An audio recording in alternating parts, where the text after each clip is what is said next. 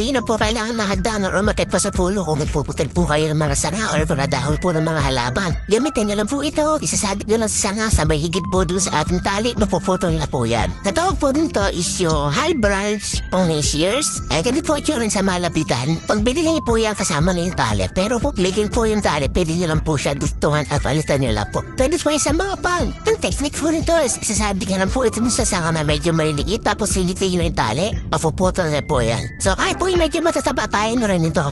Kung kailangan nyo po dito, is iliglit lang po sa yellow basket.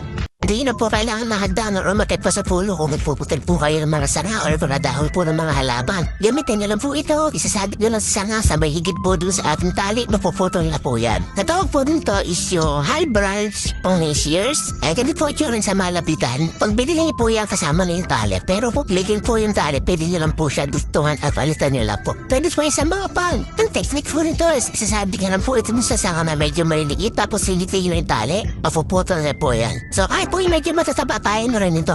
Kung kailangan nyo po dito, is iliglit lang po sa yellow basket. Hindi na po kailangan mahagdanan o makit pa sa pulo kung nagpuputil po kayo ng mga sanga o mga dahon po ng mga halaman. Gamitin niyo lang po ito, isasadik niyo lang sa sanga sa may higit po doon sa ating tali, mapuputol na po yan. Natawag po dito is yung high branch pongasiers. Ganit po ito rin sa malapitan. Pagbili niyo po yan kasama na yung tali, pero po ligin po yung tali, pwede niyo lang po siya gustuhan at palitan niyo lang po. Pwede po yung sa mga pan. Ang technique po nito is isasadik niyo lang po ito sa sanga na medyo maliliit, tapos hilitin niyo yung tali, mapuputol na po yan. So kahit po yung medyo matataba tayo na rin ito.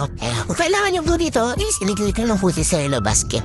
Hindi na po kailangan mahagdanan o makit pa sa pulo kung nagpuputil po kayo ng mga sanga o mga dahon po ng mga halaman. Gamitin niyo lang po ito, isasadik niyo lang sa sanga sa may higit po doon sa ating tali, mapuputol na po yan. Natawag po dito is yung high branch pongasiers. Ganit po ito rin sa malapitan. Pagbili niyo po yan kasama na yung tali, pero po ligin po yung tali, pwede niyo lang po siya gustuhan at palitan niyo lang po. Pwede po yung sa mga pan. Ang technique po nito is isasadik niyo lang po ito sa sanga na medyo maliliit, tapos hilitin niyo yung tali, mapuputol na po yan. So kahit po yung medyo matataba tayo na rin ito. Kung kailangan nyo po dito, is iliglit lang po sa yellow basket.